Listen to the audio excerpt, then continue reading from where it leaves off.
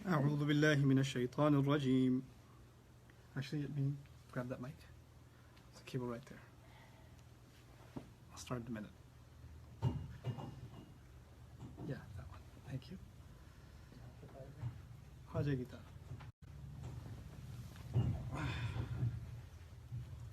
That's good.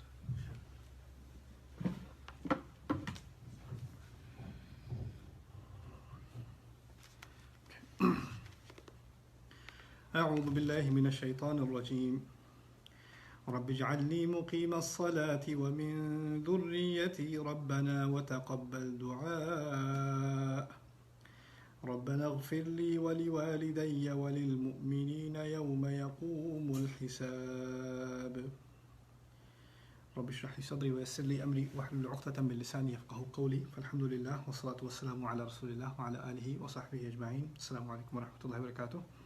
پچھلی مرتبہ آپ سے ابراہیم علیہ السلام کی دعا جس کا سورہ ابراہیم میں ذکر ہے اس کے بارے میں کچھ بات ہو رہی تھی. بات مکمل نہیں ہو سکی تھی تو آج انشاءاللہ اس دعا کے آخری حصے کے بارے میں کچھ بات ہوگی. یہ آیات نمبر ہیں 40 اور 41. اس میں یہ بہت مشہور دعا ہے رب اجعلنی مقیم الصلاۃ ومن ذریتی. ہم نماز میں بھی کئی استعمال کرتے ہیں اس کو. میرے رب مجھے نماز کا قائم کرنے والا بنا دے. رب اجعلنی مقیم الصلاۃ. پہلی بات یہاں سمجھنے کی ہے کہ نماز پڑھنا اور نماز کو قائم کرنا ان میں کیا فرق ہے.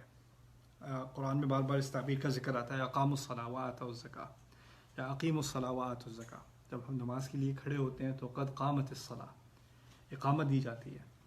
اقامت سے مراد دو چیزیں ہیں. پہلی تو ایک تو ہے صلی، اس نے نماز پڑھی. یہ نہیں کہا رب اجعلنی اصلی مجھے نماز پڑھنے والا بنا دے. یہ کہا مجھے نماز قائم کرنے والا بنا دے. تو اس میں فرق کیا ہے؟ پہلی بات یہ کہ نماز قائم کرنے سے نماز جماعت سے نماز بالجماعت مراد ہے. اقامت دی جاتی ہے تو سارے لوگ اکٹھے ہوتے ہیں، سب اکٹھے کھڑے ہوتے ہیں، پھر نماز قائم ہوتی ہے. تو پہلی بات یہاں کی جاری کیونکہ وہ مسجد کی تعمیر ابھی مکمل کی ہے، انہوں نے کعبے کی تعمیر مکمل کی ہے. تو اس کعبے کا بنیادی مقصد کیا ہے؟ ٹھیک ہے حج تو وہاں ہوتا ہے للطائفین والعاکفین، طواف بھی ہوگا، لوگ اعتکاف کرنے بھی وہاں آئیں گے. لیکن اس کا بنیادی مقصد اصل میں ہے الرکوع السجود. جو لوگ رکوع کریں گے، سجدہ کریں گے، وہ دنیا جہان میں کریں گے. یعنی تمام مسجدیں اسی ایک مسجد کی سیٹلائٹ ہیں، اسی کی طرف ان کی سمت ہے. تو وہاں سے یہ بات رب اجعلنی مقیم الصلاۃ، اس سے مراد یہ ہے مجھے صرف ایسا مت بنا کہ میں نماز پڑھوں، بلکہ میں نماز قائم کروں، میں لوگوں کو انسپائر کروں کہ وہ بھی نماز پڑھیں. ومن ذریتی میری اولاد میں سے بھی، یعنی وہ خود بھی نماز کے پابند ہوں اور ان کی وجہ سے اور لوگ بھی نماز کے پابند ہو جائیں. ابراہیم علیہ السلام کبھی کبھار ایک بڑی بات کہتے ہیں، جیسے الا من اتى الله بقلب سلیم. کسی چیز کا فائدہ نہیں ہونا قیامت کے دن سوائے وہ جو اللہ تعالیٰ کے سامنے آئے ایک اچھا دل لے کر، صاف ستھرا دل لے کر، ایک سلیم دل لے. سلیم کہتے ہیں جو حفاظت میں رہے، اس پہ کوئی عیب نہ آ سکے. پھر کبھی کبھار وہ دل صاف کیسے ہوگا یہ کسے معلوم؟ اس کا ایک نسخہ جو اللہ تعالیٰ نے دیا ہے وہ نماز ہے. یہاں جب مقیم الصلاۃ فرما رہے ہیں وہ اس لیے فرما رہے ہیں کہ نماز ہی کے ذریعے دل صاف رہے گا. رب اجعلنی مقیم الصلاۃ. اور اس سے مراد یہ نہیں ہے کہ ہم دوسروں کو نماز پڑھنے پر فورس کریں. نماز ایسی چیز کیونکہ صلاح کا لفظ صلہ سے ہے. صلہ کہتے ہیں یا وصل سے ہے. وصل کہتے ہیں کسی چیز کو آپس میں جوڑنا. اللہ تعالیٰ کا ہم سے جو ربط ہے، جو جوڑ ہے، جو صلہ ہے اللہ تعالیٰ سے ہمارا، وہ صلاۃ ہے. صلاۃ نہیں ہے تو خدا سے تعلق نہیں ہے. نماز نہیں ہے تو خدا سے تعلق نہیں ہے. ہمارے ہاں ایک کانسیپٹ بن گیا ہے نماز نہیں پڑھو گے تو جہنم میں جلو گے. نماز فرض ہے، تم 5 وقت کی نماز نہیں پڑھتے تو یہ ہوگا، یہ گناہ ملے گا، یہ گناہ ملے گا، یہ گناہ ملے گا، یہ سزا ہوگی، یہ سزا ہوگی. ہم نے نماز کو بالکل تمام سزاؤں کے ساتھ ایسوسیٹ کر کے نماز کے بارے میں جو اصل روح ہے اس کو ہم بھول چکے ہیں. نماز کی اصل روح ہے کہ انسان خدا سے اپنی لا لگائے رکھے، خدا سے کنیکٹ رہے، اللہ تعالیٰ کی شکر گزاری کرے. یہ اس کا مقصد ہے. اپنی بڑی عمر میں پہ آ کے کہتے ہیں رب اجعلنی مقیم الصلاۃ، مجھے نماز کا قائم کرنے والا بنا. مقیم الصلاۃ اس کو عربی میں اسم فاعل بھی کہتے ہیں. اسم فاعل سے مراد ہے ایسا جو ہمیشہ نماز کو قائم رکھے، یعنی کبھی نماز اور دوسروں کو نماز کی تلقین کرنے سے کبھی نہ روکے. رب اجعلنی اقیم الصلاۃ، میں نماز قائم کروں لیکن ہمیشگی اس میں نہیں ہوتی. مقیم میم ڈالیں گے نا تو ہمیشگی آ جاتی ہے. والذین هم علی صلواتہم دائمون، وہ ہمیشہ نماز پر قائم رہتے ہیں. تو یہاں پر دین کی تلقین کرنا، اپنی فیملی کو تلقین کرنا، ان کی اپنی اولاد ہے جن سے کہا گیا وہ کانا یأمر اہلہ بالصلاۃ. اسماعیل علیہ السلام کے بارے میں قرآن میں ہے کانا یأمر اہلہ بالصلاۃ والزکاۃ. وہ اپنے گھر والوں کو نماز اور زکوٰۃ کی تلقین کیا کرتے تھے. کا حکم دیا کرتے تھے، کہ نصیحت کیا کرتے تھے. امر میں تو ساری چیزیں آتی ہیں، امر میں صرف حکم نہیں ہوتا. عربی میں نصیحت بھی امر کے تحت آتی ہے. واعظ کرنا، کسی سے اچھے طریقے سے بات کرنا، وہ بھی امر میں آتا ہے. اور پھر کسی کو کہنا کہ تم نے یہ کرنا ہی کرنا ہے، وہ بھی امر میں آتا ہے. تو کہنے کا مقصد یہ ہے، کبھی فیملی میں ایسا ہوتا ہے کہ آپ نے سافٹ طریقے سے بات کرنی ہوتی ہے، کبھی ہوتا ہے کہ ذرا سختی بھی لینی ہوتی ہے، کبھی ہوتا ہے کہ آپ بالکل بہت ہی نرم انداز سے تھوڑی سی کہہ کے بات چھوڑ دیں. وہ تمام امر میں شامل ہیں. وہ آپ کو دیکھنا پڑتا ہے کس موقع پہ کیا بات کی جائے گی. کانا یأمر اہلہ بالصلاۃ والزکاۃ. تو یہاں رب اجعلنی مقیم الصلاۃ، مجھے نماز پر ہمیشہ قائم رکھنے والا اور رہنے والا اور دوسروں کو نماز پڑھنے کی تلقین کرنے والا بنا دے. ومن ذریتی، اور میری اولاد اور ان کی اولاد اور ان کی اولاد میں سے بھی. ابنا عربی میں کہتے ہیں اولاد کو، ذریہ کہتے ہیں اولاد کی اولاد، آنے والی نسلیں، ان کو ذریہ کہا جاتا ہے. تو یہاں سے ایک بات جو بہت گہری بات نکلی ہے کہ ابراہیم علیہ السلام کو صرف اپنی فکر نہیں ہے، اور یہ بھی نہیں کہ اپنی فکر اور اپنی ابھی والی اولاد کی فکر. ان کو اس اولاد کی بھی فکر ہے جس کو نہ انہوں نے کبھی دیکھا، نہ ان کو نام پتا ہوں گے، نہ ان کا پتہ پتا ہوگا. ان کی بھی فکر ہے، یعنی ہماری بھی فکر ہے، ہم بھی ان کی ذریہ میں سے ہی ہیں. ایسے پہلے تو کہہ چکے ہیں نا، فمن تبعنی فانہ منی، جو میری پیروی کرے گا، جو میرے راستے پر چلے گا، وہ میرے گھرانے میں سے ہی ہے. تو ہمارا اگر ان سے نسلی تعلق نہ بھی ہو، انہوں نے اللہ تعالیٰ سے اس بات کا اعلان کرا دیا، اللہ تعالیٰ سے یہ دعا کر لی کہ جو میرے پیچھے آئے گا، میرے راستے پہ آئے گا، وہ مجھ میں سے ہے. تو ہم بھی انہی کی اولاد میں سے ہیں. اسی لیے اسلام میں کسی اور نبی کے ساتھ اب کا لفظ استعمال نہیں ہوتا، ان کے ساتھ استعمال ہوتا ہے. ملت ابیکم ابراہیم، یہ تمہارے والد، تمہارے باپ ابراہیم کا دین ہے، اسی لیے استعمال ہوتا ہے. تو یہاں پر ومن ذریتی، میری آنے والی نسلوں میں بھی کوئی نماز قائم کرنے والا بنا دے. اس کی پہلی تعویل تو ہوگی ہمارے نبی صلی اللہ علیہ وسلم، کیونکہ ہزاروں سال اسماعیل علیہ السلام کے بعد کوئی نبی نہیں آیا بنو اسماعیل میں، اور وہ کعبہ جو ہے وہ شرک سے بالکل بھر گیا. اور آخر کار آ کر اب ایک مقیم الصلاۃ آیا ہے، نماز قائم کرنے دوبارہ ابراہیم کے طریقے پر علیہ السلام. ہزاروں سال بعد اس دعا کا جواب مل رہا ہے، رب اجعلنی مقیم الصلاۃ ومن ذریتی. ہمارے لیے اس میں کیا فائدہ ہے؟ ہمارے لیے اس میں فائدہ یہ ہے کہ ہمیں صرف بچوں کو نماز پڑھنی نہیں سکھانی. اس سے معلوم ہوتا ہے کہ ہمیں صرف اتنا نہیں ہونا، آپ کسی اور کو کسی چیز کے لیے کنونس نہیں کر سکتے جب تک آپ خود کنونس نہ ہو. اگر آپ کو پوری بات کسی بات پر یقین ہے، کسی چیز کے فائدے کا آپ کو اچھی طرح تجربہ بھی ہے، تو آپ کسی سے کہیں گے یہ کرو، اس میں بہت فائدہ ہے. اور آپ کیونکہ دل سے یہ بات کر رہے ہو تو کسی اور پہ بھی اس کا اثر ہوگا، ہاں میں بھی کر لوں. مقیم الصلاۃ سے مراد ہے ہمیں اپنی اولاد کو صرف نماز نہیں سکھانی، ایسا دین سکھانا ہے کہ نہ صرف وہ خود اس پر پورے قائم ہوں، لیکن ان کو دیکھ کر کالج، یونیورسٹی، اسکول، کہیں بھی ان کے دوست بھی اس پر قائم ہو جائیں. جو یہ کر رہا ہے مجھے بھی یہی کرنا ہے. دے آر ویری کنونسنگ، یعنی ان کو دیکھ کر دوسرے کو یقین ہو جائے کہ یہ کرنے کا کام یہی ہے، مقیم الصلاۃ. اس سے پھر ہماری جو دین کی تعلیم ہے اس کا ایک فلسفہ نکلتا ہے. دیکھیے، ہم کہتے ہیں ہم نے بچے کو دین سکھانا ہے. کیا مراد ہے اس سے؟ چلو وضو کرنا سکھا دیا، نماز پڑھنی سکھا دی، سبحانک اللہم و بحمدک یاد کرا دیا، فاتحہ یاد کرا دی، 1-2 صورتیں یاد کرا دی. ٹھیک ہے، اس نماز میں اتنی رکعتیں ہوتی ہیں، اس نماز میں اتنی رکعتیں ہوتی ہیں، وضو ایسے کرتے ہیں، وضو ایسے ٹوٹتا ہے. یہ چیزیں سکھا دی، کچھ دعائیں سکھا دی، قرآن پڑھنا سکھا دیا، چلیں بھی اسلام سیکھ گیا بچہ. ان آیات کی روح سے وہ اسلام سیکھنا نہیں ہے. یہ تو اسلام کی ایک شیل ہے، باہر کا ہے. اسلام کی اصل روح کیا کہ نماز پڑھ کیوں رہے ہو، کس لیے پڑھ رہے ہو. ابراہیم علیہ السلام کا دین ہے نا، وہی ابراہیم جس نے بار بار اپنی کم عمری سے سوال پوچھے ہیں، میں اس کی عبادت کیوں کروں، اس کی عبادت کیوں کروں. اور جب وہ ایک دفعہ سچ پر پہنچ گئے تو کچھ بھی آ جائے رستے میں اس سچ کو نہیں چھوڑنا. انہوں نے آگ میں پھینک دو، میں نے نہیں چھوڑنا. صحرا میں مجھے ان کو کس قسم کے کون سے امتحانات انہیں نہیں دیے گئے، انہوں نے اللہ تعالیٰ کو جس طرح پکڑا ہوا ہے وہ نہیں چھوڑنا. وہ ایمان کمزور نہیں ہوتا ان کا. یہ چیز ہے اصل دینے والی دین ابراہیمی. جو بھی دین ابراہیم علیہ السلام کا دین فالو کرتا ہے اس نے اپنی اولاد کو یہ چیز دینی ہے کہ وہ کبھی نہ بھولے کہ وہ مسلمان ہے کیوں. اصل میں 2 چیزیں ہوتی ہیں، کیا اور کیوں. آج کل ہماری دین کی تعلیم میں کیا پر زیادہ زور ہے. کیا پڑھنا ہے، کون سی دعا کرنی ہے، کیا کہنا ہے، کیا کرنا ہے، کیا کھانا ہے، کیا پینا ہے، اسی پر زور ہے. لیکن کیوں پہ کوئی زور نہیں ہے. اگر آپ کسی مسلمان ملک میں جا کر، ہمارے ملکوں میں چلے جائیں، انڈیا، پاکستان چلے جائیں، بنگلہ دیش چلے جائیں، اور آپ کسی عام 10-15 سال کے بچے سے پوچھیں تو مسلمان کیوں ہو، تو مسلمان کیوں ہو، اس کا جواب دے سکے گا؟ بس ہوں. نہیں کیوں ہو؟ کیونکہ میرے ابو مسلمان ہیں، انہوں نے کہا تھا. یہی جواب تو ہندو دیتا ہے. یہی جواب تو مشرکون، مکے کے مشرکون کیا کہتے تھے؟ ہم تو وہ کرتے ہیں جو ہمارے ماں باپ کرتے تھے. یہ تو ان کا جواب ہے. یہ مسلمانوں کا جواب کب سے ہوا؟ ہمارا جواب، ہم تو دین ابراہیم کا دین ہے نا. ابراہیم علیہ السلام تو اعلیٰ بصیرت، آنکھیں کھول کر دین کو فالو کرتے ہیں، آنکھیں کھول کر وہ سوچ سمجھ کر اس دین پر آئے ہیں. اگر آپ سوچ سمجھ کر اس دین پر نہیں آئے نا، تو اس کا مطلب ہے آپ کا دین اوپر اوپر سے تو لگتا ہے مسلمان ہے، نماز بھی پڑھ رہا ہے، مسلمانوں کا نام بھی ہے، عید بھی ہے، عقیقہ بھی ہوا تھا بچے کا، نکاح بھی اسلامی طریقے سے ہوا ہے، یہ ساری چیزیں ہیں، اسلام کی ایک شکل ہے اوپر اوپر سے. لیکن جس درخت کی جڑ نہ ہو نا، تھوڑی سی ہوا چلتی ہے تو کیا ہوتا ہے؟ وہ گر جاتا ہے. پھر ہوتا کیا ہے کہ ہماری اولاد جس کو آپ قرآن یاد بھی کرا دیں، حفظ بھی کرا دیں قرآن کا، لیکن کبھی سمجھائے نہیں کہ یہ قرآن ہے کیا چیز. نماز پڑھنی سکھا دی، یہ نہیں بتایا پڑھتے کیوں ہو، مسلمان کیوں، خدا ہے کون، کیوں مانتے ہو اسے، کیوں مانگنا ہے اس سے، یہ چیز حلال ہے، یہ حرام ہے، یہ نہیں کرنا، یہ نہیں کرنا، کیوں نہیں کرنا، کیوں نہیں کرنا، اور یہ کرنا ہی کرنا ہے، کرنا کیوں کرنا ہے. اگر ہم یہ چیزیں نہیں سکھاتے، ہوتا کیا ہے، بچہ آپ کا ایک عمر تک پہنچتا ہے، پھر وہ اپنے سوال پوچھنے شروع کر دیتا ہے. ہمارے کلچرز میں بہت ہوتا ہے. اب تو یوٹیوب کا زمانہ ہے، Facebook, social media, Instagram, Snapchat, ان تمام چیزوں کا زمانہ ہے. ہر طرح کے آئیڈیاز ہمارے بچے ایکسپوز ہوتے ہیں، ان کو ہر طرح کے سوالات ملتے ہیں. وہ آ کے پھر امی سے پوچھتے ہیں، یہ اس کی کوئی تک نہیں بنتی، مجھے سمجھ نہیں آ رہا کہ ہم یہی کیوں کرتے ہیں. کچھ تو یہ بھی کہتے ہیں why do I believe in God, خدا کو ماننے کی کیا ضرورت ہے، ہمیں کیسے پتا کہ خدا ہے بھی کہ نہیں ہے. کوئی بچہ ماں سے پوچھ لیتا ہے، وہ 10-15 سال کا، پھر ماں پینک میں آ جاتی ہے، میں کیا کروں گی. اب مولوی صاحب کے پاس لے کے جاتے ہیں، اس پہ بھوک پڑواتے ہیں تھوڑی.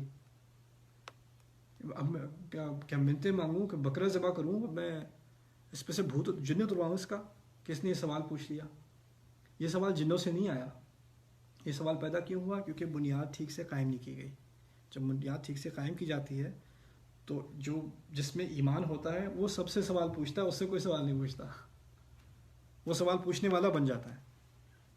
اسی لیے قرآن میں بار بار افلا تعقلون افلا تعقلون یہ نہیں افلا تحفظون، تم یاد کیوں نہیں کرتے، تم اطاعت کیوں نہیں کرتے. پوچھا کیا ہے، تم سوچتے کیوں نہیں ہو، سوچتے نہیں بار بار لعلکم تتفکرون، تاکہ تم غور سے سوچو. سوچ پہ کوئی زور ہے نہیں ہماری تعلیم میں، سوچے بغیر عمل پہ ہے. آپ سوچے بغیر عمل کرو گے نا تو 1-2 جنریشنز میں لفی شک منہم مریب، وہ ایسے شک میں پڑیں گے کہ نہ صرف کہ اگلی آنے والی نسل خود دین کے معاملے میں شک میں ہے، وہ اوروں کو شک میں ڈال دے گی.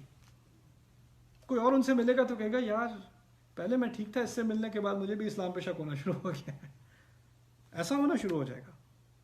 اس کا ریورس کیا ہے، وَرَبِّ اجْعَلْنِی مُقِیمَ الصَّلَاةِ وَمِن ذُرِّیَّتِی، مجھے ایسا بنا جو خود نماز کو قائم کرے اور اس اللہ تعالیٰ سے اس ربط کو قائم کرے، اور میرے ذریعے میری اولاد کا بھی وہ ربط قائم ہو.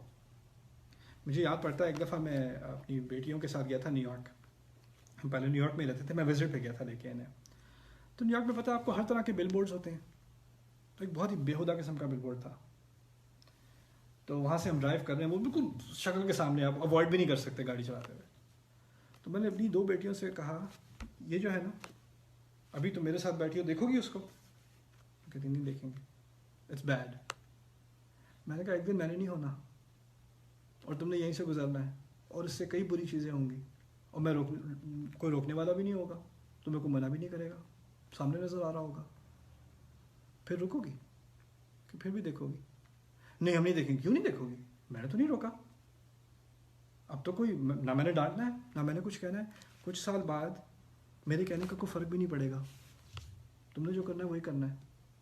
میں تمہیں ابھی سے بتا دوں، میں تمہیں اللہ تعالیٰ کے سامنے میں تمہارا نہ کوئی فائدہ کر سکتا ہوں نہ تمہارا کوئی نقصان کر سکتا ہوں. یہ فیصلے تمہیں خود کرنے ہوں گے. شروع سے اپنی اولاد کو مینٹلی پریپیئر کرنا کہ انہوں نے یہ فیصلے خود کرنے ہیں. ہم اپنی اولاد کو کنٹرول نہیں کر سکتے. ابراہیم علیہ السلام نے اتنی پیاری دعا کی ہے اپنی اولاد کے لیے، لیکن آگے چل کے دیکھیے ان کے اپنے پوتے ہیں یعقوب علیہ السلام. ابراہیم سے اسحاق، اسحاق سے یعقوب. یعقوب علیہ السلام کی اپنی اولاد ان کی بات نہیں مانتی. انہوں نے جس یعقوب نے یوسف کی تربیت دی ہے، اسی یعقوب نے باقی بیٹوں کو بھی پلایا بڑھایا ہے. اور دیکھیے ایک طرف تو یوسف علیہ السلام، دوسری طرف ایسے جو ان کے سامنے جھوٹ بولتے ہیں، اپنے بھائی کو قتل کرنے پر تیار ہو گئے، سالوں سال جھوٹ بولتے رہے، باپ سے بدتمیزی کرتے ہیں.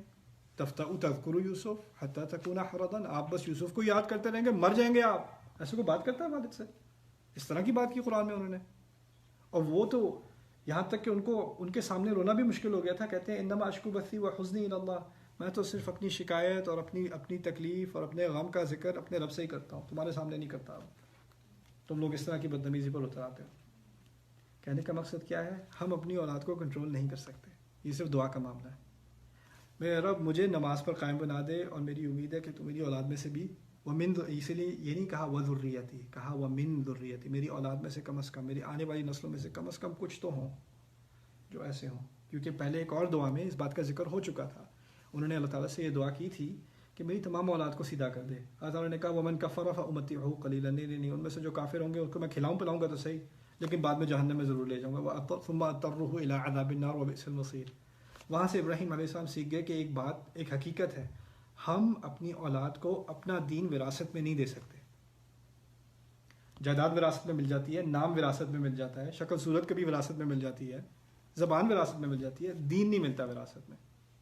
دین آپ کو خود لینا پڑتا ہے، وہ آپ نہیں لے سکتے۔ اسی لیے ہمارے نبی نے کہہ دیا اپنی بیٹی سے رضی اللہ تعالی عنہ، یا فاطمہ بنت محمد اتق اللہ فانی لا املک لک من اللہ شیئا، فاطمہ محمد کی بیٹی تجھے خود اللہ تعالیٰ کا تقوی اختیار کرنا ہوگا، کیونکہ اس دن میرے ہاتھ میں بالکل کوئی کنٹرول نہیں ہوگا کہ تمہارے ساتھ کیا ہونا ہے۔ لا املک لک من اللہ شیئا، مجھے کسی بات پر قابو نہیں ہوگا اس دن اللہ تعالیٰ کے سامنے، تمہیں اپنا تقوی لے کر جانا ہے۔ یہ ہمارے نبی کی بیٹی علیہ الصلوۃ والسلام، ان سے کہا جا رہا ہے ومن ذریتی۔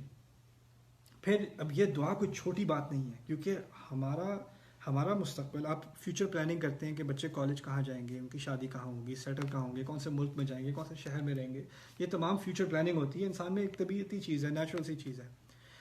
ان دعاؤں میں ہم نے سیکھا ہے کہ اصل جو انسان کا جو ذخیرہ ہے وہ قیامت کے دن سامنے آئے گا، کہ میری اولاد کی اولاد کی اولاد کی اولاد کی اولاد میں سے جو اچھے کام کرنے والے تھے، وہ میرے ہی اچھی تربیت کا، جو میں نے نماز قائم کی تھی اور میں نے اپنے بچوں کو نماز قائم کرنے سکھائی تھی، انہی بیجوں کا یہ پھل ہے، اور وہ سب میرے پاس واپس آ رہا ہے، اسی سے میرے سارے گناہ معاف ہو رہے ہیں۔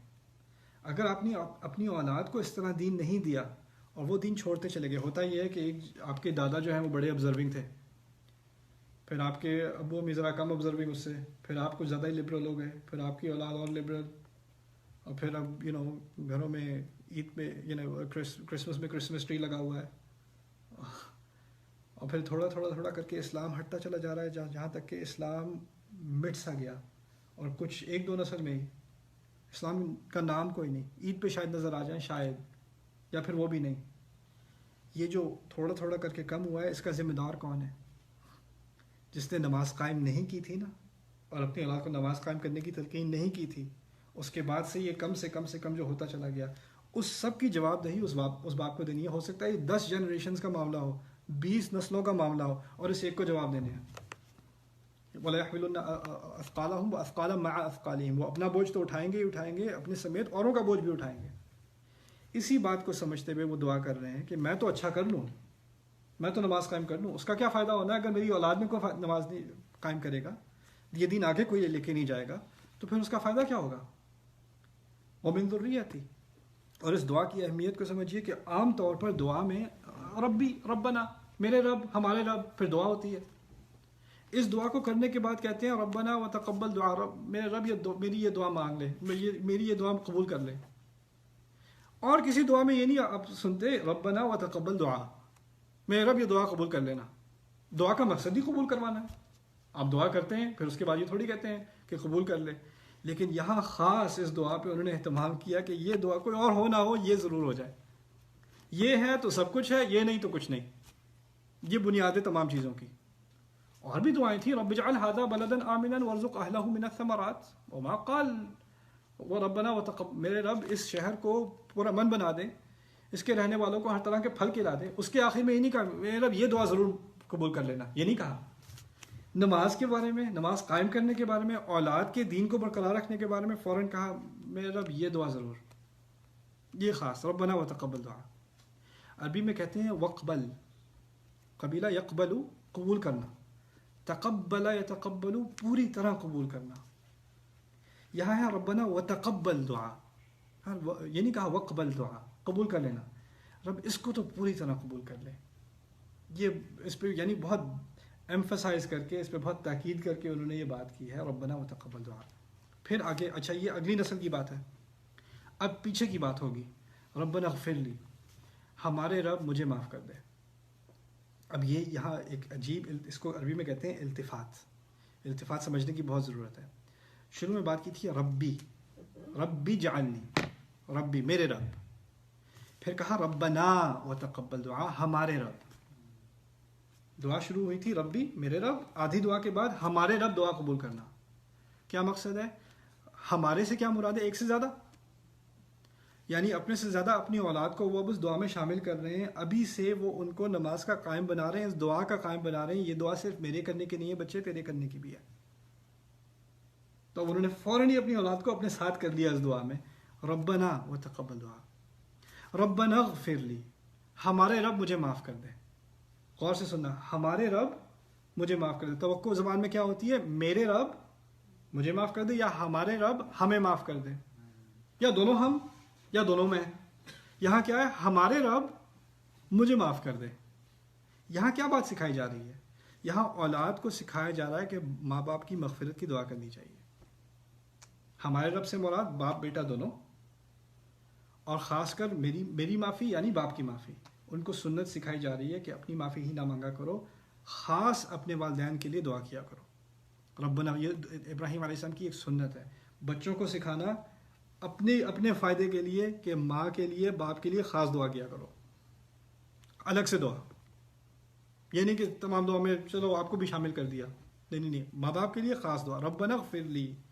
پھر انہوں نے اپنی مثال دی بچے کو، اچھا اگر میں اپنے اولاد سے کہہ رہا ہوں کہ میرے لیے دعا کرے، تو پھر مجھ پر بھی واجب ہوتا ہے کہ میں اپنے والدین کے لیے دعا کروں۔ ولی والدیہ، مجھے معاف کر دے اور میرے دونوں والدین کو معاف کر دے۔ ربنا اغفر لی ولی والدیہ، میرے دونوں والدین کو معاف کر دے۔ یہاں پر ایک چھوٹا سا مسئلہ کھڑا ہوتا ہے۔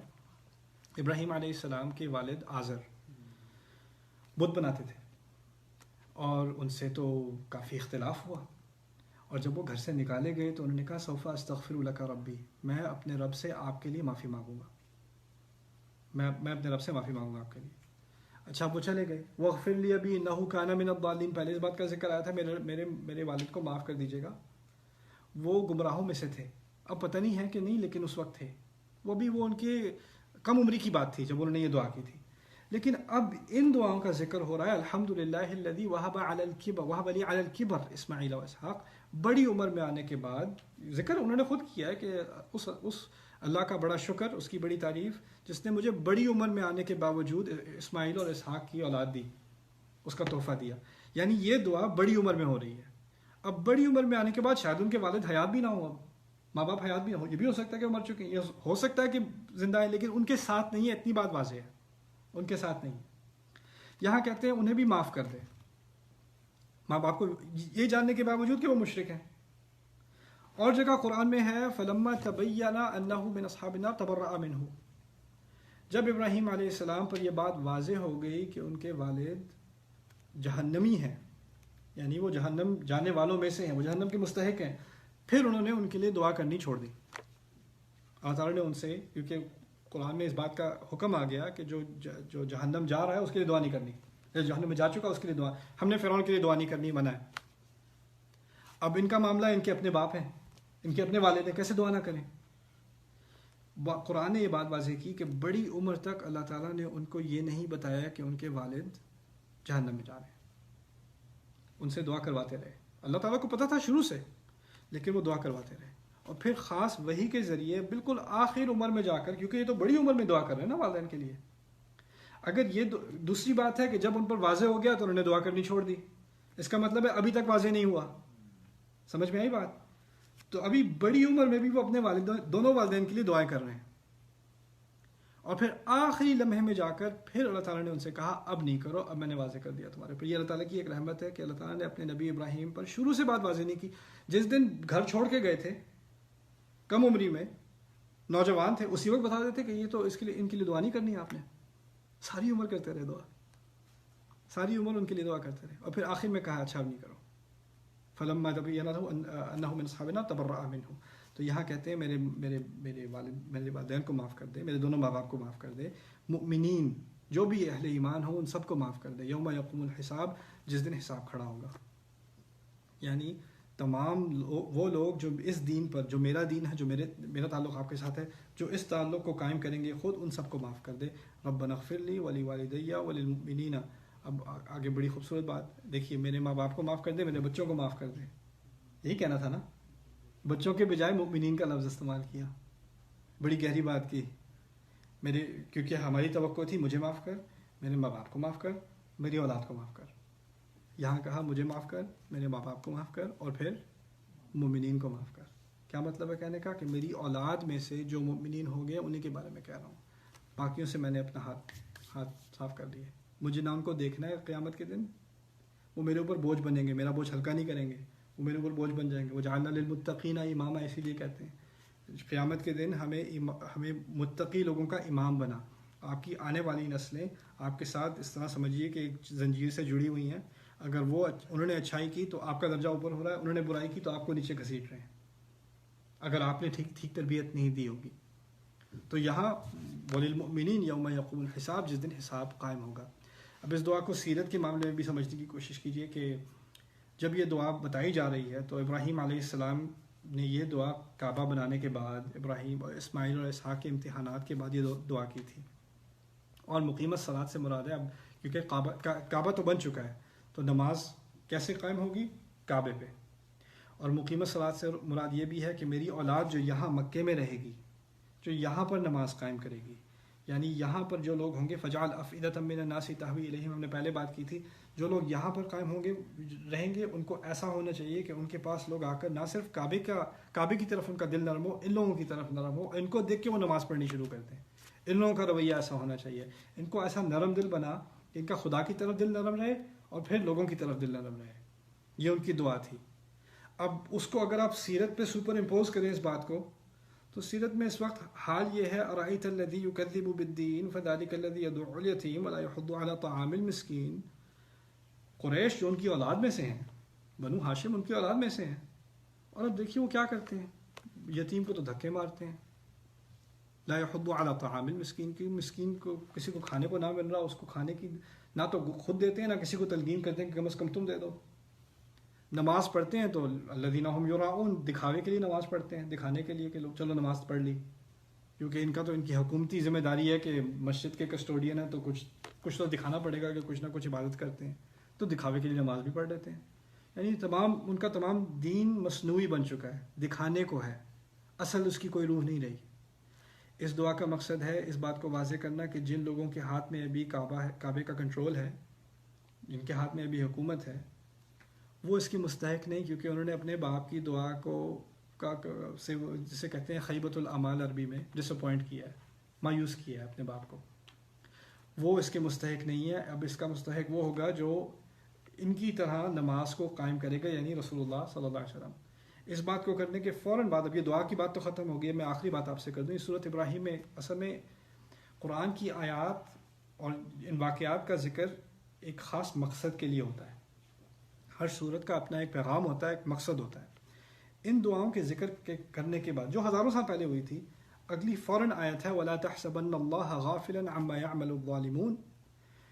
آپ کبھی ایک لمحے کے لیے بھی یہ گمان نہ کرنا کہ اللہ تعالیٰ یہ جو ظالم کرتے ہیں اس کے معاملے میں غافل ہے، کہ اللہ کو یہ نہیں معلوم کہ یہ ظالم کیا کر رہے ہیں. آپ کبھی جرت بھی مت کرنا کہ یہ گمان ہو جائے آپ کو کہ ان کو نہیں معلوم، اللہ کو نہیں معلوم یہ کیا کر رہے ہیں.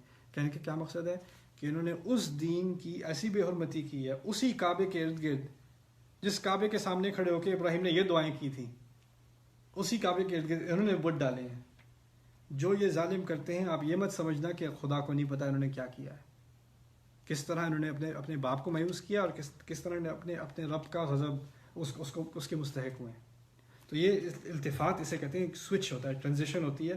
اب وہ بات کرنے کے بعد ابھی حالیہ سچویشن پہ آ جائیں. اس حالیہ سچویشن میں اس اولاد کو ڈسکوالیفائی کر دیا گیا ہے، اور ان سے تو میں نمٹوں گا، آپ ان کی فکر نہ کریں، میں نمٹوں گا ان سے. پھر آگے کہہ دیا انما یؤخرهم لیوم تشخص فیہ الابصار. ہم نے ان کو تو تھوڑی سی ڈھیل دی ہوئی ہے، اس دن تک جب آنکھیں کھلی رہ جائیں گی، تب تک ٹھیک ہے ان کی ڈھیل ہے.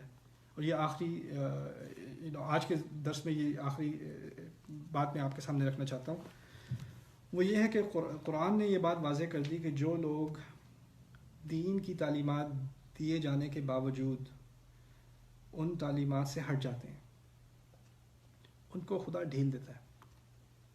وہ لگتا ہے کہ وہ یہ کچھ کرنے کے باوجود بچ کے نکل گئے.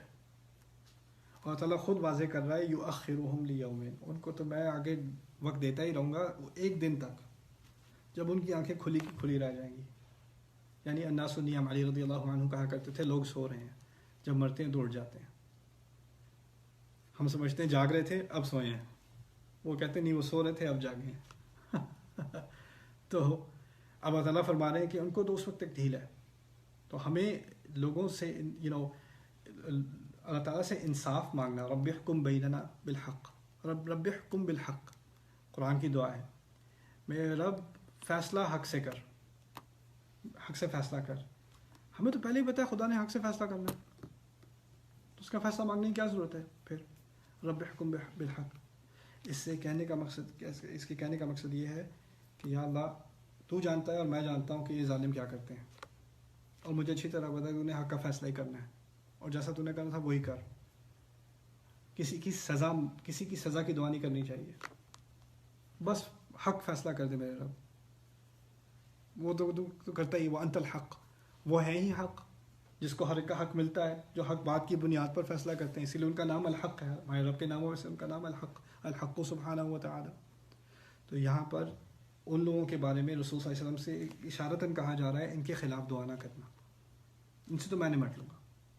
یہ آپ کے ساتھ جو زیادتیاں کرتے ہیں، اگر آپ نے ان کے خلاف ایک لفظ بھی کہہ دیا تو پھر ان کی خیر نہیں، آپ نہ کہنا، میں دیکھ لوں گا. علیہ الصلوۃ والسلام. بارک اللہ لی ولکم فی القرآن الحکیم ونفعنی وایاکم بالآیات والذکر الحکیم. اگر کوئی سوال وغیرہ ہے تو ابھی کر لیتے ہیں، ورنہ پھر میں براڈ کاسٹ بند کر دوں. ناٹ آن لائن، تھوڑا لاؤڈ. اچھا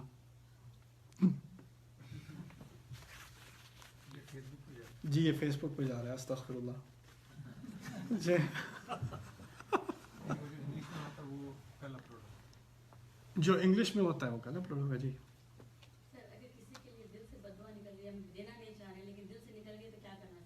دل سے زبان پہ آئی کہ دل کی بات اللہ معاف کرتا ہے. اگر دل سے کسی کے خلاف دعا نکلی ہے زبان پر نہیں آئی تو اللہ تعالیٰ کا آپ پہ بڑا فضل ہے کہ بات دل میں ہی رہی، کیونکہ وہ اس کو وسوسے کی بنیاد حد تک ہی رکھیں گے، یا اس کو آپ ایسی خواہش کی حد تک ہی رکھیں گے، اس کو آپ کے خلاف نہیں گنا جائے گا. کبھی ہوتا ہے انسان کے دل میں آتی ہیں چیزیں. غل کے بارے میں پچھلے ہفتے میں نے خطبہ دیا تھا کہ ہوتا ہے مسلمانوں کے درمیان کبھی ایسے جھگڑے ہوتے ہیں کہ وہ اس کا غصہ نہیں اترتا یا اس کا زخم نہیں بھرتا، تو وہ ہوتا ہے، وہ نیچرل چیز ہے.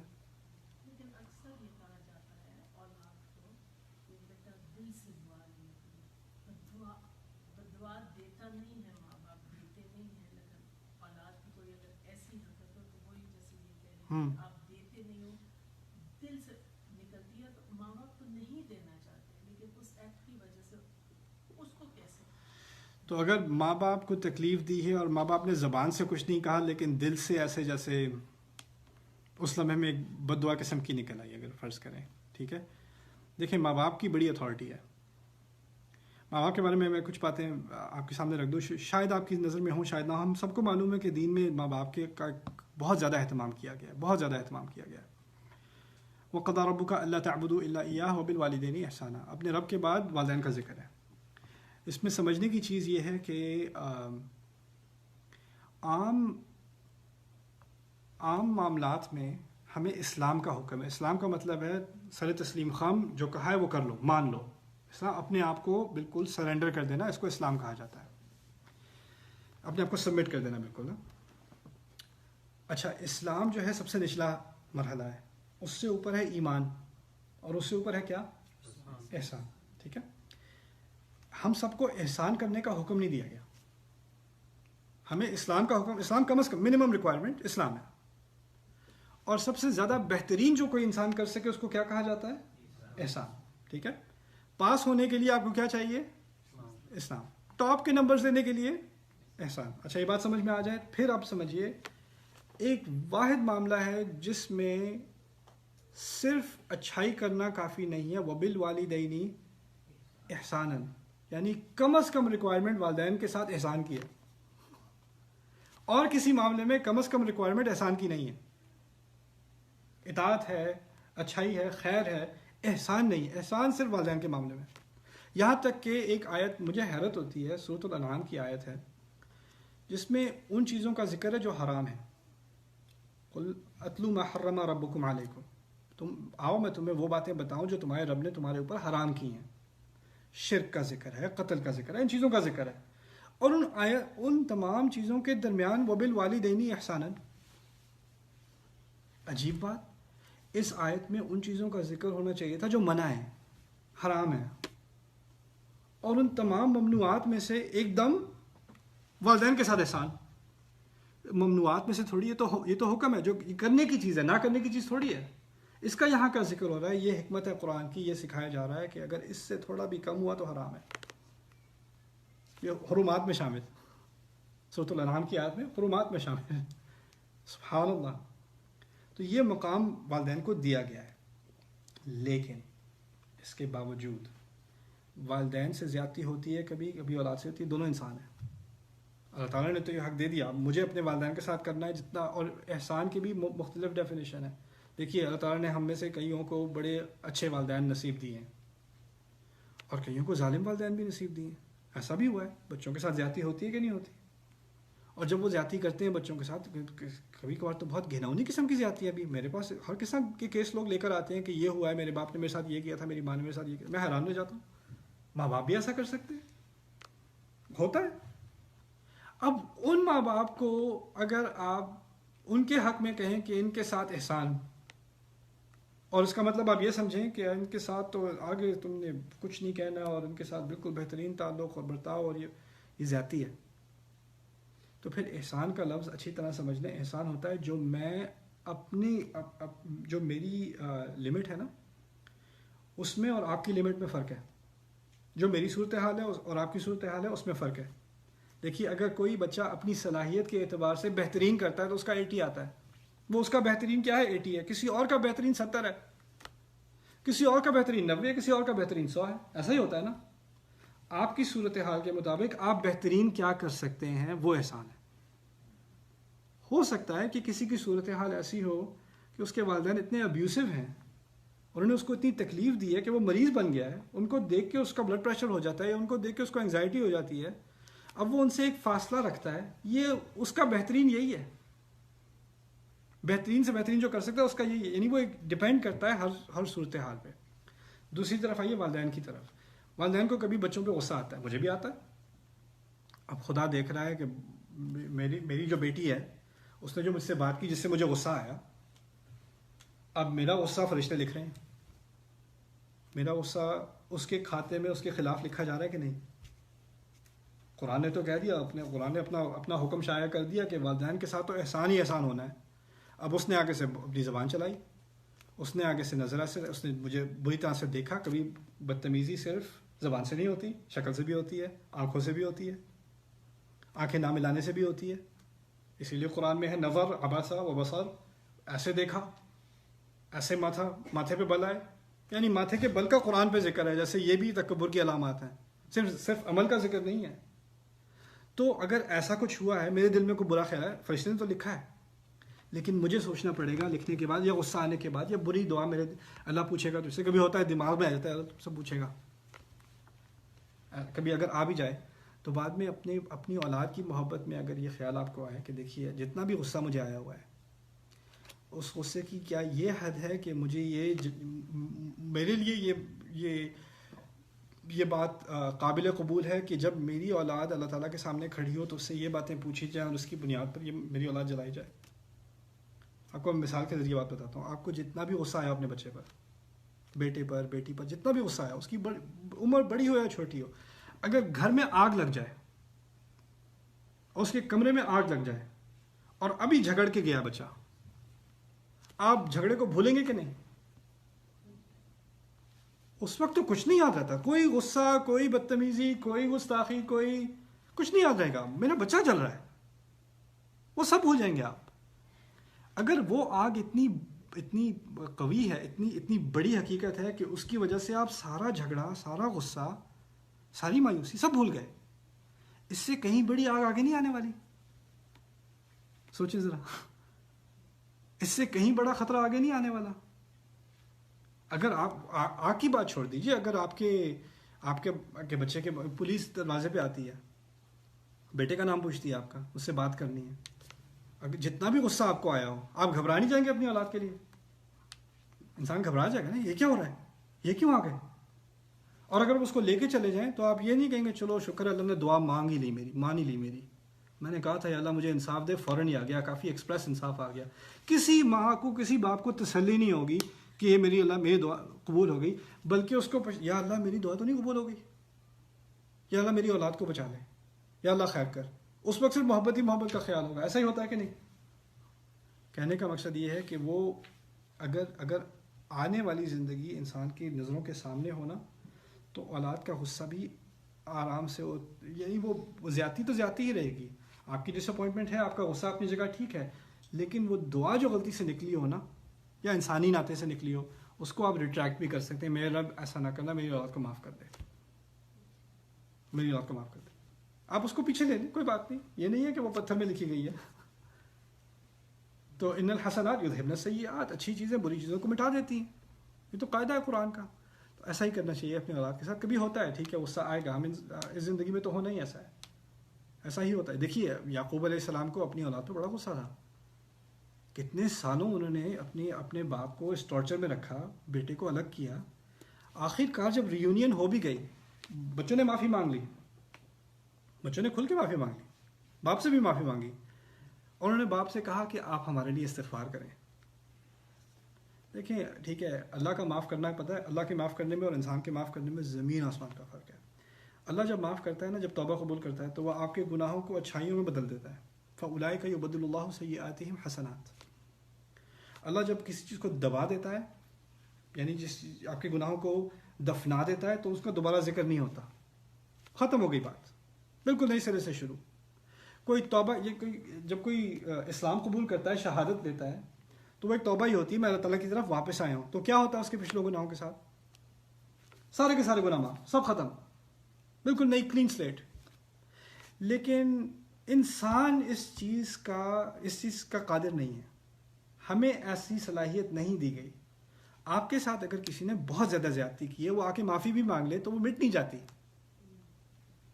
آپ معافی قبول بھی کر لیں، آپ اس طرح کا معاف نہیں کر سکتے جس طرح کا ہمارا رب معاف کرتا ہے. اسی لیے ان آیات میں جن میں غل کا ذکر ہے، سورۃ الحجر میں غل کا ذکر ہے کہ ایک بری، آپ کے دل میں برے جذبات تھے کسی کی طرف، وہ آپ نے جتنی بھی کوشش کر لی نہیں نکلے.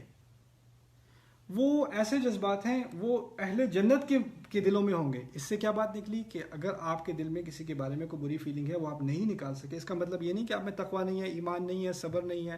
یہ چیزیں جائز ہیں، یہ چیزیں اپنی جگہ ہیں، صحابہ میں بھی ہوتی تھیں. علی رضی اللہ عنہ وہ دعا پڑھ کر کہتے تھے کہ جو میرا خلافت کے معاملے میں جھگڑا ہوا ہے جن میرے بھائیوں کے ساتھ، میرے رب مجھے ان میں سے بنا جن کے دلوں میں سے یہ غل قیامت کے دن نکال لیا جائے. اور پھر ان آیات میں آگے آ کے بات کی گئی ہے، نبئ عبادی انی انا الغفور الرحیم. میرے عباد کو بتا دیں، میرے بندوں کو بتا دیں اے نبی، میں ہی ہوں معاف کرنے والا، رحم کرنے والا، میرے علاوہ کوئی اور نہیں ہو سکتا. یعنی جس طرح کی مغفرت ہمارا رب کرتا ہے، جیسا رحم ہمارا رب دکھاتا ہے، وہ ہماری صلاحیت میں نہیں ہے. تو کہنے کا مقصد یہ ہے کہ ٹھیک ہے اگر آپ نے معاف کر بھی دیا لیکن پھر بھی آپ کو تکلیف رہی، وہ آپ نہ گناہ گار ہیں، نہ اس سے مراد ہے کہ آپ کسی کا نقصان چاہتے ہیں، نہ اس کو سزا دینا چاہتے ہیں، لیکن تکلیف اپنی جگہ تکلیف ہوتی ہے. اسی لیے یعقوب علیہ السلام نے کہا تھا جب ان کے بیٹوں نے سالوں تکلیف دینے کے بعد معافی مانگی تو اٹس ناٹ انف. کیا کہتے ہیں؟ سوف استغفر لکم ربی. اچھا میں مانگ لوں گا. یہ نہیں کہا اچھا ہاں وہی مانگ لیتا ہوں، کہا مانگ لوں گا بعد میں ابھی نہیں، ابھی بہت غصہ ہے. جی پوچھیے آپ. My father is asking me a question. Okay. جی. میں یہ بھی تو کہا گیا ہے نا، ماں باپ جب بڑھاپے کی عمر پر پہنچتے تو ان کو اف تک نہ کہو. وہ کس موقع پہ کہا، کب اس کا کیا ہے؟ وہ لمبی بات ہے آپ، لیکن hopefully maybe tomorrow we can talk about it. اس کا مطلب یہ ہے کہ never go against them even if you are. No, you can go against them. Okay, so let me go back to it. Papa, if you're going to speak English, then that's going to confuse me. Okay, so Urdu میں پوچھتے ہیں فلا وَإِمَّا يَبْلُغَنَّ عِنْدَكَ الْكِبَرَ أَحَدُهُمَا أَوْ كِلَاهُمَا فَلَا تَقُل لَّهُمَا أُفٍّ وَلَا تَنْهَرْهُمَا وَقُل لَّهُمَا قَوْلًا كَرِيمًا. کہنے کا مقصد یہ ہے کہ جب انسان پر بڑھاپا چڑھتا ہے تو اس کی شخصیت میں کچھ ایسی چیزیں آ جاتی ہیں جو اس کے بچپنے میں ہوا کرتی تھیں. انسان جسمانی طور پر کمزور ہوتا چلا جاتا ہے جیسے بچپن میں کمزور تھا. انسان دوسروں پر ڈیپینڈ کرنا شروع کر دیتا ہے جیسے بچپن میں کسی زمانے میں دوسروں پر ڈیپینڈ کرتا تھا. انسان پر غصہ جلدی طاری ہو جاتا ہے, برے موڈ میں جلدی آ جاتا ہے, ضدی ہو جاتا ہے. کبھی کبھار جب نعمرہ ننکسہ فی الخلق قرآن میں ہے, جب بڑی عمر آتی ہے جس کو بڑی عمر دیتے ہیں اس کو خلقت میں کم سے کم کرتے چلے جاتے ہیں, یعنی اس کی یادداشت کم ہوتی چلی جاتی ہے, اس کے جذبات زیادہ ایکسائٹیڈ ہو جاتے ہیں, سیلف کنٹرول کم ہو جاتا ہے. جیسے جیسے انسان کی عمر بڑھتی ہے ویسے ویسے وہ ہر طرح کی نظر میں کمزوری, جسم میں کمزوری, یادداشت میں کمزوری, جذبات پہ قابو پہ کمزوری, یہاں تک کہ کبھی ہوتا ہے کو بڑی عمر کے ہوتے ہیں وہ تو جو منہ میں آتا ہے کہہ دیتے ہیں. آپ نے دیکھا ہوگا اور وہ جتنی عمر رسیدہ ہوتے ہیں اتنی ان کی زبان چلتی ہے. ہوتے ہیں وہ ایک صاحب تھے, وہ یوں ہے کہ ایک مسجد میں وہ اذان دیا کرتے تھے, بڑی عمر کے تھے, تو وہ ان کو مستی لینے کا بڑا شوق تھا. تو وہ اذان دیتے دوران گھور گھور کے ایسے اللہ اکبر اللہ, مجھے کون روکے گا. ان کا اپنا تھا, ٹھیک ہے, وہ کرتے, وہ جب کسی سے بات کرتے ہیں, مسجد میں آپ بیٹھے کسی سے بات کر رہے ہیں, ہلکی پھلکی آواز میں بات کریں گے. ان کی عادت کیا تھی, السلام علیکم جی, کیا ہو رہا ہے, ٹھیک ہیں آپ. کہنے کا مقصد ہے کہ اس وقت پھر آپ کو اس عمر میں لوگوں سے ڈیل کرنے کے لیے آپ کو زیادہ ایکسٹرا صبر کی ضرورت ہوتی ہے. اس معاملے میں کیا کہا گیا, آپ نے کس بڑی عمر کے لوگوں میں آپ نے کس سے سب سے زیادہ آپ کا معاملہ واسطہ پڑنا ہے, آپ کے والدین سے. اور کبھی وہ آپ کو ایسی بات کریں, جب والدین کو کمپیوٹر سمجھ نہیں آتا, آئی فون سمجھ نہیں آ رہا, اچھا یہ کیسے ہوتا ہے, بھائی ایسے ہوتا ہے, نہیں یہ پھر سے بتاؤ, یہ سمجھ نہیں آیا, اچھا ابھی ایسے ہوتا ہے, نہیں یہ نہیں یہ وہ, تھوڑا سا سن لیں اس کو, ایسے پھر ایسے پھر ایسے تمہیں کچھ نہیں پتا, میں خود ہی کہیں جا کے سیکھ لوں گا. اب جب ایسا ہوگا تو آپ کو تو اس میں کہا گیا فلا تقل لهما اف, تحمل سے رہو, آرام سے رہو, غصہ مت دکھاؤ, تمہاری شکل پہ بل نہیں آنا چاہیے, ٹھنڈے رہو. بولا تنہرہما, ان کو ڈانٹنا مت اس وقت, کیونکہ اس خاص عمر میں مشکل ہو جاتی ہے نا. بولا تنہرہما, ان کو ڈانٹنا مت. وقل لہما قولا کریما, اور عزت سے بات کرنا, عزت دار لفظ استعمال کرنا, یعنی اپنی اور یہ بہت مشکل کام ہے, یہ کوئی آسان کام نہیں ہے. اور اگر آپ سے ہو جاتا ہے, جیسے example is my mother, she art of hearing, اور ان سے ہم بات کرتے ہیں, ایک دفعہ دو دفعہ تین نہیں سنتی, پھر لٹرلی چیخ کے بولنا پڑتا ہے اونچی آواز میں, لگتا ہے کہ ہم غصہ کر رہے ہیں, وچ وی ڈونٹ مین, ایسے نہیں ہے. تو وہ کبھی کبھی ناراض ہو جاتی ہے کہ تم نے مجھے جھٹک دیا. تو اس وقت نماز میں ہم استغفار اور توبہ کرتے ہیں, اللہ کی اس نوبت میں نہ پہنچ جائے. لیکن جب ایسی سچویشن ہوتی ہے کہ ہمارا مقصد نہیں ہوتا اور ان کو, اور وہ ناراض ہیں, ہم معافی مانگتے ہیں اللہ سے. مجھے تو یہی ایک چیز سمجھ آتی ہے اس سچویشن میں کیا. اوکے, اچھی بات کی آپ نے. دیکھیے, میں سب کے سامنے رکھ دوں کیونکہ ان کو سنائی نہیں دیا ہوگا. اگر کوئی عمر رسیدہ ہے, ان کی سننے میں ان کو کمزوری ہے, تو آپ کو ذرا اونچی آواز میں پھر کہا سمجھ نہیں, وہ کہا روٹی بن گئی ہے, اور پھر ان کو برا لگا کہ دیکھو مجھے کیسے ڈانٹا, اتنا اونچا کہہ دیا, مجھ پہ ایسے آواز اٹھائی, مجھے جھٹک دیا. اب ان کے دل میں یہ بات آ گئی. آپ کا مقصد یہ نہیں تھا. دیکھیے, اس میں ہوتا یہ ہے کہ آپ کو تھوڑا کریٹو ہونے کی ضرورت ہوتی ہے کہ میں اگر ان کا سننے کا مسئلہ ہے تو شاید کچھ باتیں کہنے کے بجائے کرنی چاہیے. روٹی بن گئی, جس روٹی لا کے دے دیں, کچھ کہنے کی ضرورت نہیں پڑی. یا اگر آپ کو پہلے ہی تجربہ ہے, میں اگر بلاؤں گی کھانا تیار ہے, کھانا تیار ہے, کھانا تیار ہے, کھانا تیار ہے, یہ کرنے کے بجائے اگر انسان خود جائے, پیار سے اٹھائے, یہاں لے آئے, کچھ کہنے کی ضرورت نہ پڑے اور کہے بغیر کر دے. یعنی سوچنا پڑتا ہے کہ ایک تو ہے وربل کمیونیکیشن, آپ نے الفاظ استعمال کیے, دوسرا ہے کہ یہی بات کس اور طریقے سے کی جا سکتی تھی. آپ کا بھی تجربہ ہے کہ یہ پہلے دن کی بات نہیں ہے. آپ کے بڑی عمر کسی عمر رسیدہ سے آپ کا آپ اس میں انٹریکشن ہو تو یہ آپ کو تجربہ ہے کہ کون سی بات اس طرح ہوتی ہے, کس طریقے سے بات غلط ہو جاتی ہے, معاملہ خراب ہوتا چلا جاتا ہے. تو اس میں تھوڑا انسان کو کریٹو ہونا پڑتا ہے کہ میرا اس کے لیے کوئی اور حل نکالنا پڑے گا, اور حل ہمیشہ ہوتا ہے, ایسا نہیں ہے کہ حل نہیں ہوتا. اور پھر دوسری بات یہ کہ کبھی کبھار ہمارے بڑے, ان کو اللہ تعالیٰ نے کوئی خاصی صلاحیت دی ہوتی ہے کہ وہ کوئی اور چیز آپ کو غصہ نہیں دلائے گی, لیکن جس طرح کے الفاظ وہ استعمال کرتے ہیں نا, وہ آپ کو بالکل بھڑکا کے رکھ دے گی. ہوتا ہے, کبھی ہوتا ہے یہ. اور اگر ایسا ہو تو انسان کو کیا کرنا چاہیے؟ انسان کو پہلے تو اپنی کمزوری کا اعتراف کرنا چاہیے کہ مجھے کچھ چیزوں پہ میرا تحمل نہیں ہوتا, میری اپنی زبان مجھ سے نہیں رکی جاتی, میرا غصہ مجھ سے نہیں رکا جاتا. دیکھیے وہ ٹیمپریچر جو ہے نا بوائلنگ پوائنٹ سے پہنچنے سے پہلے نا اثرات اس کے نظر آنے شروع ہو جاتے ہیں. وہ ایک دم سے نہیں ہوتا, اس کے اثرات نظر آنے شروع ہو جاتے ہیں. جب اثرات نظر آنے شروع ہو جائے نا کہ یہ کچھ معاملہ پھٹنے والا ہے, تو اگر آپ اس میں سے کسی طرح نکل آئیں, سبجیکٹ بدل دیں, اچھا وہ کام یاد آ گیا, آپ کہیں پھسل کے نکل جائیں, اس سے پہلے کہ کوئی نیا ایڈونچر شروع ہو جائے, نیا انسیڈنٹ شروع ہو جائے. اس میں بھی عقل استعمال کرنی پڑتی ہے تجربے کی بنیاد پر. پہلے کیا ہوتا ہے یہ نہیں, نبی صلی اللہ علیہ وسلم فرماتے ہیں کہ مسلمان جو اہل ایمان ہیں وہ ایک ہی سوراخ میں 2 بار نہیں گرتا. اگر پہلے اسی صورتحال میں اسی طرح بدتمیزی ہو گئی تھی, جھگڑا ہو گیا تھا, بعد میں آپ کو پچھتاوا ہو کہ میں نے کیوں اپنی زبان اوپر کی, میں نے شکل ایسی کیوں بنائی, ایسا کیوں کیا, آئندہ پھر سوچ کے میں اگر ایسا ہو رہا ہو تو میں نے اپنے آپ کو اس طرح اچھے طریقے سے, نہ کسی کو تکلیف دے کر, نہ اپنے آپ کو اس مشکل میں ڈال کر اس صورتحال سے نکلنا ہے. اس طرح کی اٹ موسٹ کوشش کرنی چاہیے جتنا ہو سکے. جی آخری سوال. آپ نے اس پہلو میں بات کی احسان والے, اس کا ایک اپوزٹ سائڈ بھی ہے کہ جب اس طرح کی آیتوں کو پیرنٹس ایز اے بلیک میل کی طرف یوز کرنا, اللہ, ہاں جی تھوڑا ایکسپلین ہو جائے. جی دیکھیے ہمارے دین میں ہماری جو خدمت ہے وہ خدا کی ہے, ہماری جو لائلٹی ہے وہ خدا کی ہے, اور ہم نے اپنے آپ کو اللہ تعالیٰ کے سامنے جھکا دینا ہے. ہمارے دین کا مقصد, ان آیات کا مقصد کیا تھا کہ ہم اللہ تعالیٰ کے سامنے اپنے آپ کو بالکل نیچا کر کے اس کی ہر بات مان لیں. تکبر کی علامت ہوتی ہے جب انسان اللہ تعالیٰ کی دی ہوئی تعلیمات کو اپنے فائدے کے لیے استعمال کرے. دیکھیے اگر میں شوہر ہوں اور میں شوہر کے حقوق والی حدیث لے کے اپنی بیوی کے منہ پہ ماروں, ٹھیک ہے, نبی نے کہا تھا اگر یہ نہیں کرو گے تو ایسے ہوگا, ایسے لانتے ہوں, یہ لکھا ہوا ہے, یہ دیکھا, یہ پڑھا, اس کا میں پوسٹر بنا کے تمہارے اس پہ لگا دوں کہ اس کو روز دیکھا کرو. والدین کو کون سی آیات, کوئی قرآن نہیں آتا, کوئی قرآن نہیں آتا. کون سا قرآن آتا ہے؟ وَبِالْوَالِدَيْنِ إِحْسَانًا.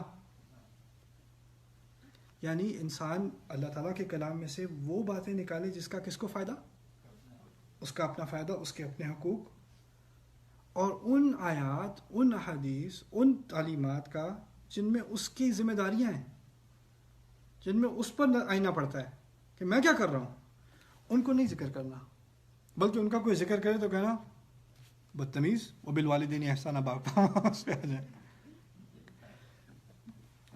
اس کا حل کیا ہے؟ پہلی بات یہ کہ آپ اپنے والدین سے یا اپنے بڑوں سے کبھی بھی کوئی آرگیومنٹ جو ہے نا کہ آپس میں بحث مباحثہ ہو جائے, وہ کبھی نہیں جیت سکتے. اگر آپ جیتے تو اس سے بڑی ہار کوئی نہیں. اگر آپ نے کہہ دیا کسی کو کہ ماں کو کہہ دیا, باپ کو کہہ دیا کہ یہ اس طرح آپ جو کوٹ کرتے ہیں غلط ہے, یہ اچھا تو اب تم اسلام سکھاؤ گے مجھے, چلو یہ دن بھی آنا ہی تھا کہ اب ایسا کرو, تم چیئر پہ بیٹھو, میں زمین پہ بیٹھتا ہوں, تم مجھے سکھا دو. تم تو اب آئیے مولانا صاحب, آپ آئیے بیٹھیے. آپ جیتنے کی بڑی بہت گہری پرائس ہے. تو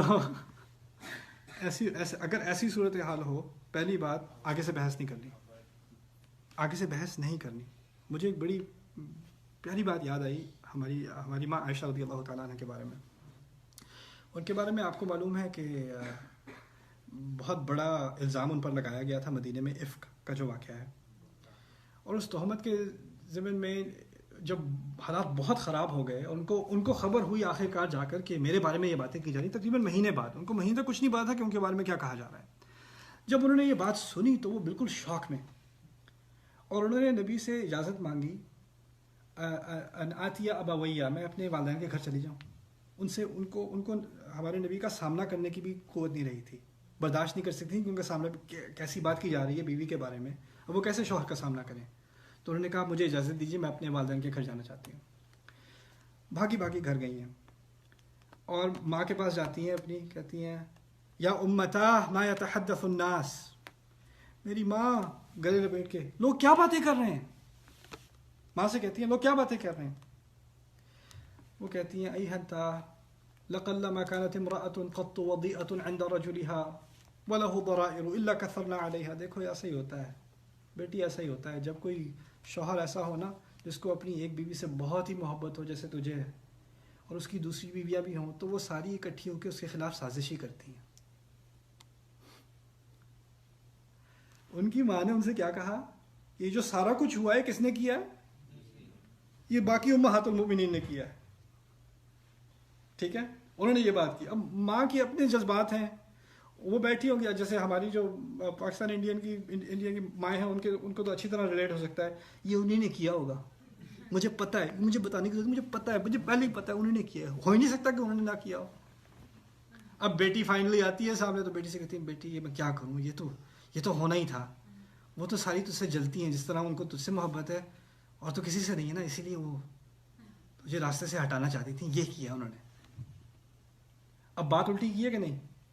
دیکھیے تہمت کے جواب میں، تہمت بہت بڑا گناہ ہے اسلام میں، تہمت کے جواب میں دوسری تہمت، یہ بھی تہمت ہے، اس کا بھی کوئی دلیل، اس کی کوئی ثبوت نہیں، کوئی دلیل نہیں. اپنے دماغ میں بات آئی، اس کو ایسے پیش کرنا جیسے یہ بالکل حقیقت ہے. اور وہی ماں کہہ رہی ہے ان کی. اب اس موقع پر عائشہ رضی اللہ تعالی عنہ ہمارے دین کی سب سے بڑی پڑھانے والیوں میں سے، سکھانے والیوں میں سے، علماء میں سے ہیں، عالمات میں سے، معلمات میں سے ہیں.